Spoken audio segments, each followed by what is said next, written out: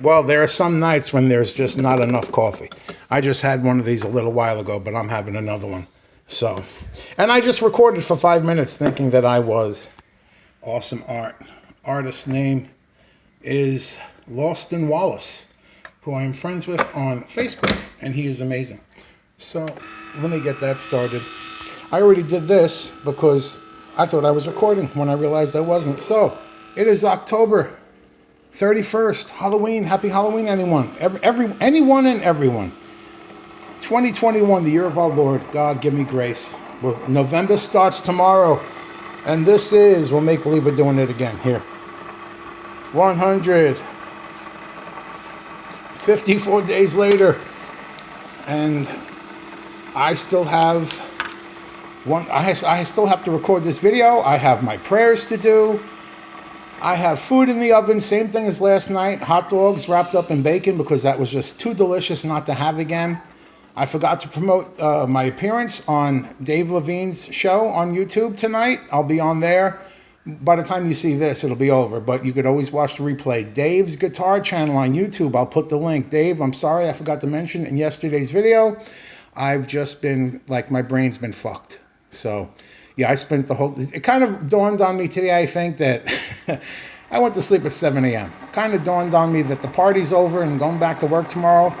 And I just... The depression hit, and I just spent the day in bed. So, but hey, everyone, I love you. Let's get the show started. This is 154 days later. A spooky Halloween sobriety vlog. Ooh. My name's Joe, and I'm an alcoholic, and I'm an addict, and happy Halloween. Actually, Halloween is over. It's 1:08 a.m. I just finished my weekly spot on Dave's Guitar Channel. We had a great time. Go check it out at Dave's Guitar Channel on YouTube. I'll leave the link in the description. I won't forget it because I forget most of everything in my entire life. But, oh, look, we got to update this, so...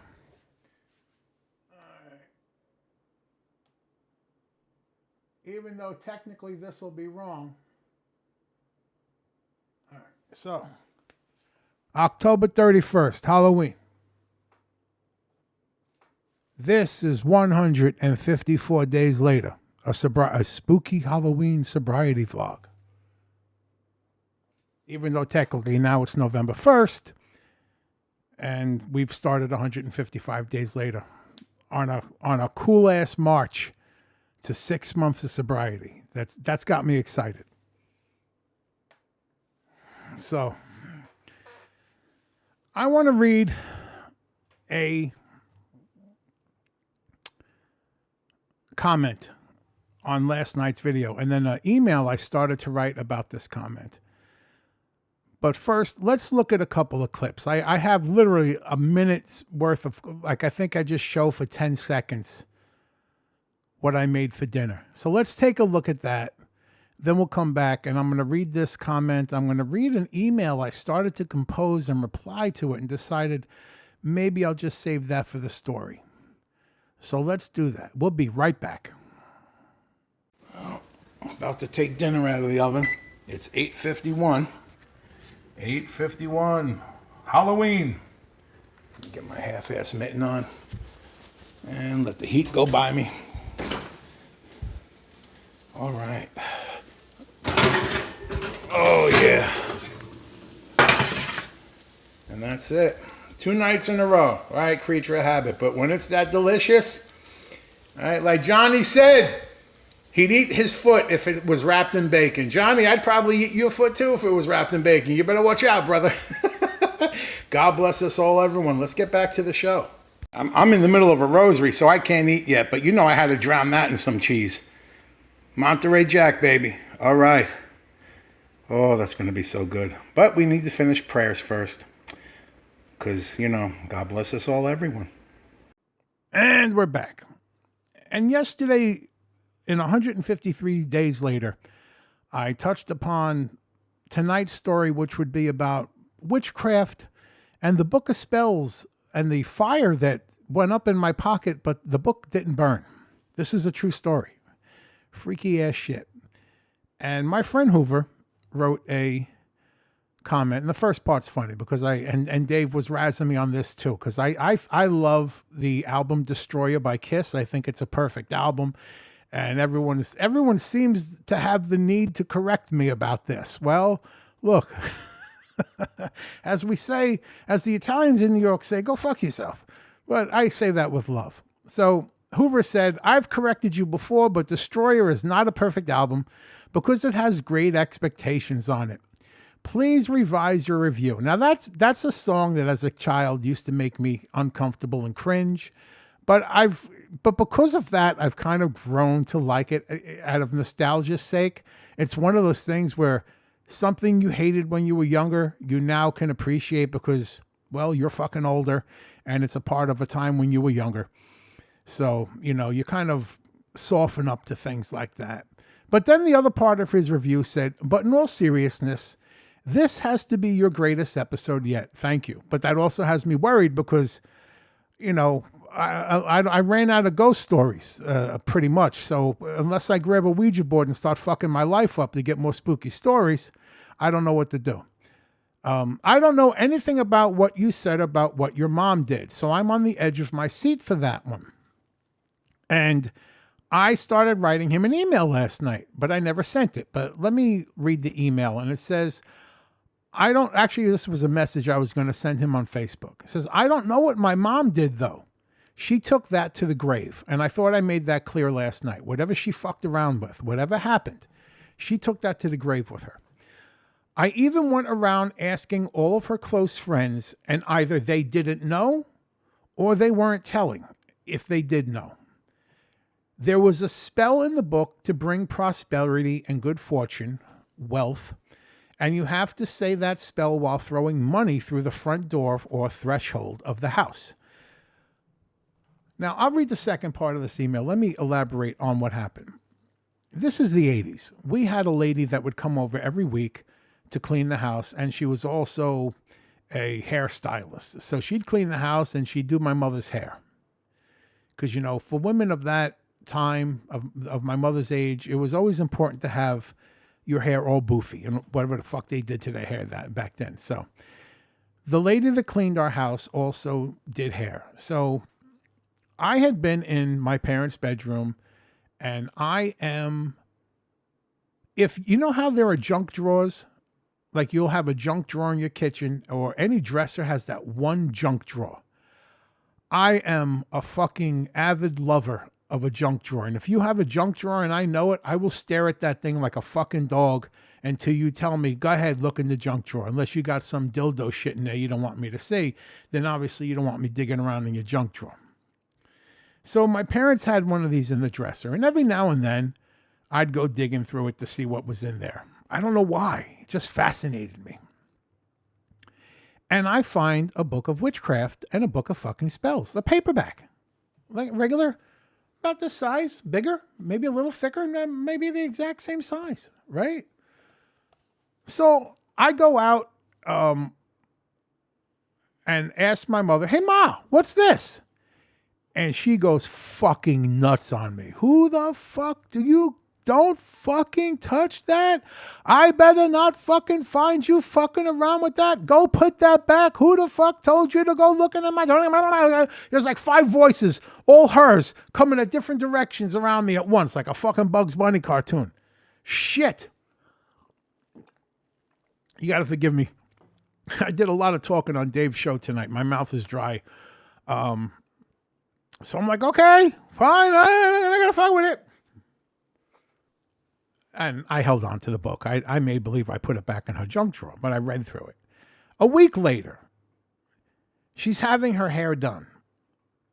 I've got the book in my pocket with a bunch of matches. And she's in the living room, sitting at the dining room table. The lady is doing her hair. And I'm peeking around the wall, talking with them. And out of nowhere, she just says to me, yells, she goes, you better not be fucking around with that book, kid. And I'm like, I don't have it. I told you, I put it back. And the next thing I know, the book that's in my pocket, my leg feels like there's a fucking ice pick going off in my leg. And luckily, I was half hidden behind the wall, and my bedroom was like 10 feet down the hall. I ran into my bedroom to see what the fuck was going on. And the matches in my pocket went up in flame. The fucking book didn't burn. I did. And this book is some shitty ass, you know those old fucking 70s paperbacks with the brittle yellow fucking pages? Holy shit. I went up to my friend's house that night with the book.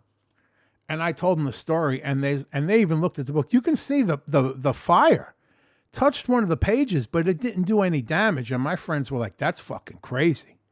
Get this fucking thing out of our house. Now, I'll read the rest of the email. I sent this message that I never sent. Because I did mention that my house had negative energy, a lot of negative energy, because of my parents didn't have a amicable relationship as man and wife. My brother was 7 years older and had a drug problem, so there was that. It was, and like I said, negativity draws negativity. And a lot of that negativity that's going to be drawn is of the non-human kind.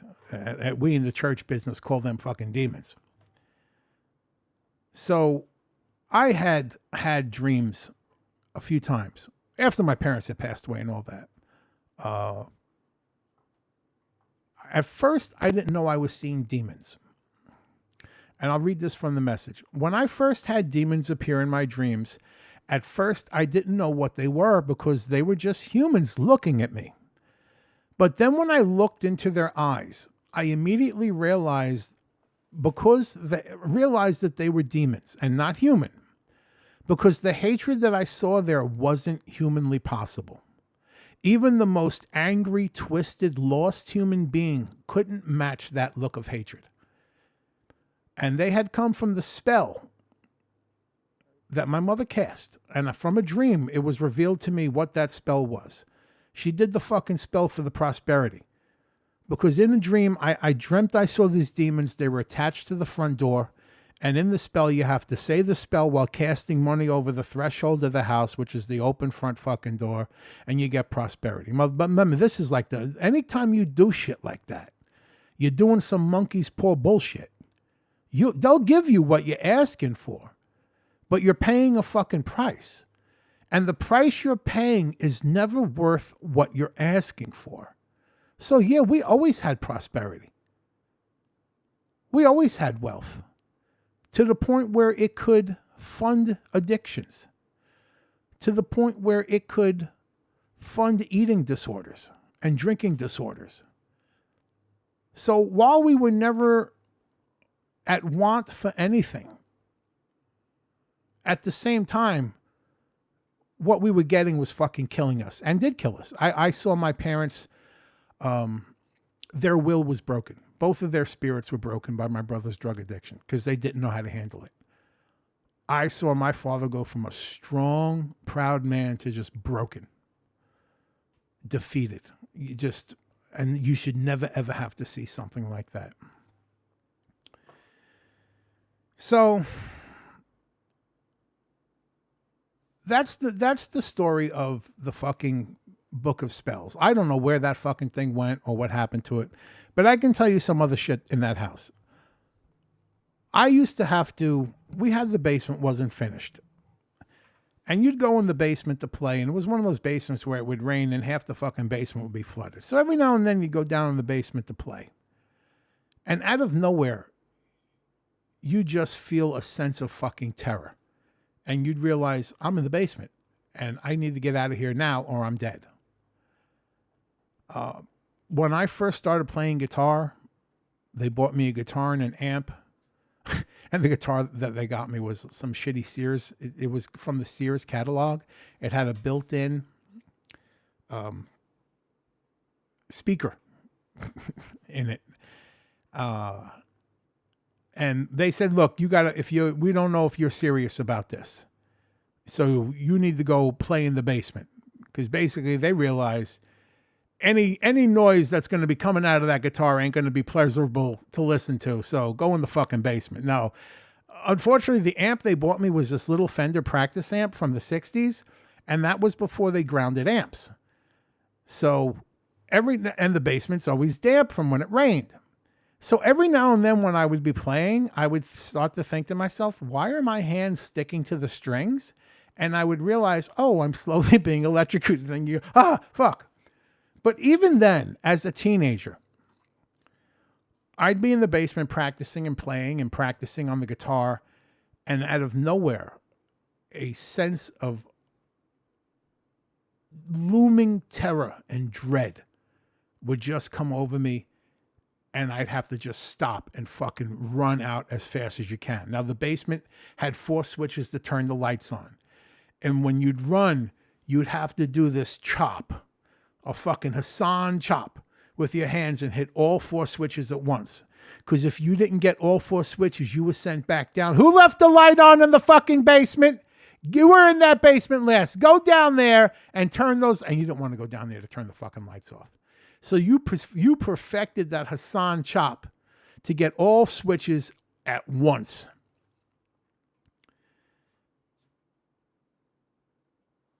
I had a friend that came over one time. This is after my parents had passed. My brother, I don't know, he might have been in jail. There was one point I didn't hear from my brother for 2 years. I thought he might have been dead.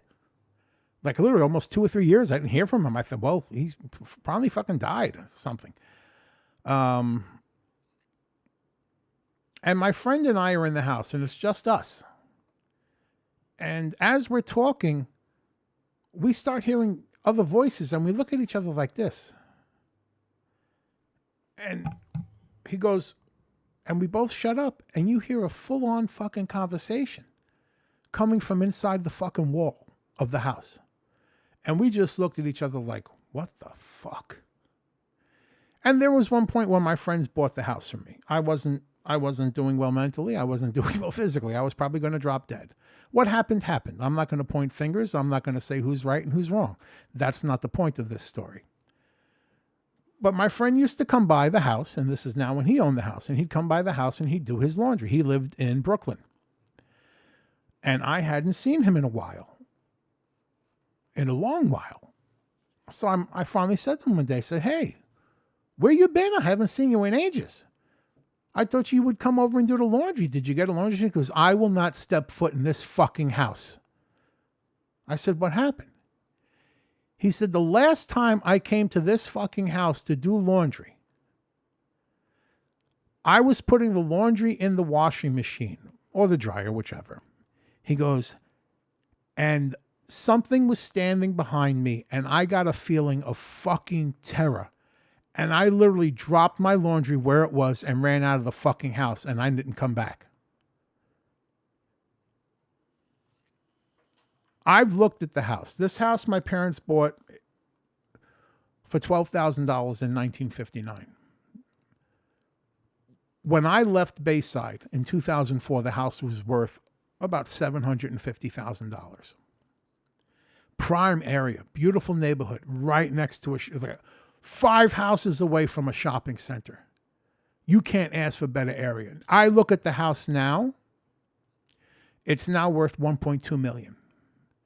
But you know how every now and then, especially with Google Images, you'll just Google an address just to see the pictures. Let me see what the old neighborhood looks like now. I would do that, but the address would come up with like those Zillow things where you can see if something's for sale or for rent. And I noticed that my old house had been bought and sold several times. It was like every year and a half, someone else bought it and sold the fucking thing. And immediately I'm like, I wonder why. Because there was something in that fucking house. I can tell you one of my earliest memories as a little kid, playing upstairs with my toys in the attic, when it was an attic before it was finished into the bedroom for my brother and I. There was a hole in the wall. And for some reason, and it was just my height, I was a little kid playing with my fucking Shogun Warriors and my Godzilla, where you'd Godzilla Shogun Warrior. You'd pull the lever on the back of his neck, and the tongue would come out like flame.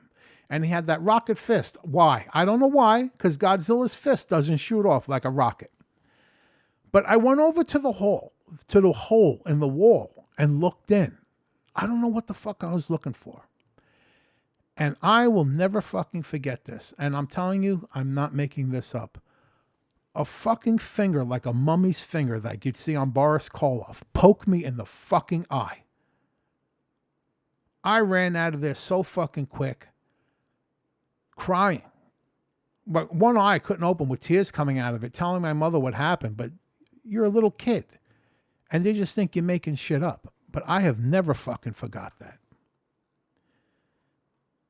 So I noticed new people bought the house recently, and I saw pictures of the inside of the house. Looks nothing like it.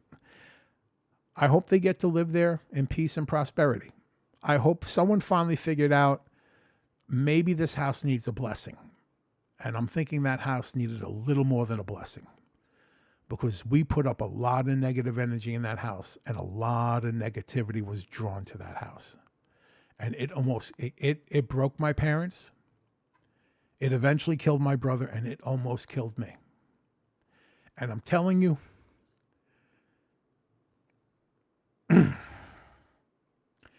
if it's not for that little plastic rosary that's hanging on the wall over there, I'd be dead. That story I'm not telling tonight. But yeah, there's a plastic rosary on the wall. I would be dead. I would have died in that house if it's not for that rosary. I would not be here today in Florida. I would not be alive. But I'm going to save that story for another time. So this is the story, kind of my final Easter, my final Halloween spooky, scary story. I've been talking for 17 minutes. I hope the audio doesn't go fucky on it. But hey, I love every single one of you. You're all a blessing and a gift in my life, placed here directly from the hands of God. A lot of you, I don't even know what you look like. A lot of you, I've only met you because of photographs. Hoover's one of my best friends, if not my best friend. I've known him since, I think, 92, 93, and we have never been in the same, we don't think we've ever been in the same state together. So, but God connects us in ways that he needs to. May all of you be blessed with peace, prosperity, health. If there's anything negative in your life that's not of God that's there, I pray that St. Joseph, the terror of demons, comes and kicks its ass out of your life. That's my prayer. Pray to St. Joseph. Go to St. Joseph. And like St. Padre Pio always says, pray, hope, don't worry. And I like to add, if you pray and if you hope and don't worry, you're going to live long and prosper like a Vulcan. God bless us all, everyone.